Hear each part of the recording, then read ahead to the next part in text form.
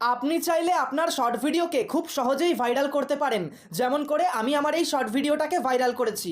দেখতে পাচ্ছেন আমার এই শর্ট ভিডিওতে 7 লাখের থেকেও ভিউস এসে গেছে, মানে কিন্তু আমার এই ভিডিওটা ভাইরাল হয়ে গেছে।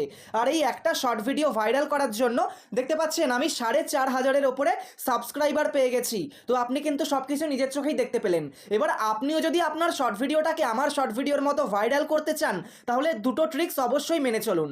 প্রথমত, আপনার শর্ট ভিডিওর ডিউরেশন আপনাকে কমাতে হবে। মানে আপনি যদি 1 মিনিট 2 মিনিটের শর্ট ভিডিও আপলোড করেন, তাহলে তার থেকেও একটু কম সময়ের শর্ট ভিডিও আপলোড করুন। আপনার অডিয়েন্স রিটেনশনের কিন্তু ওপরে কিন্তু শর্ট ভিডিওর ভাইরাল হওয়া অনেকাংশে নির্ভর করছে।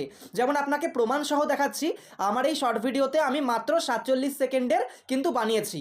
আর দেখতে পাচ্ছেন 47 সেকেন্ডের মধ্যে বেশিরভাগ অডিয়েন্সই 29%, মানে 29 সেকেন্ড পর্যন্ত কিন্তু দেখে নিয়েছে। আর বেশি অডিয়েন্স রিটেনশন আসার জন্য ইউটিউব কিন্তু আমার এই শর্ট ভিডিওটাকে ভাইরাল করেছে। আর 2 নাম্বার যে কারণ সেটা হচ্ছে আমি কিন্তু এভারগ্রিন কন্টেন্ট বানিয়েছি। মানে আমি কার্টুন অ্যানিমেশন মেকিং অ্যাপসের ওপরে, অর্থাৎ একটা সার্চেবল কন্টেন্টের ওপরে আমি কিন্তু ভিডিও বানিয়েছি। যার জন্য কি হয়েছে দেখতে পাচ্ছেন, suggested videos, short feed, YouTube search সমস্ত জায়গা থেকে প্রচুর পরিমাণে ভিউজ আসছে। আর প্রতিদিন কিন্তু ভিউজ আসতে থাকছে। তো এই দুটো ট্রিক্স ফলো করলে আপনার শর্ট ভিডিও ভাইরাল করতে পারবেন।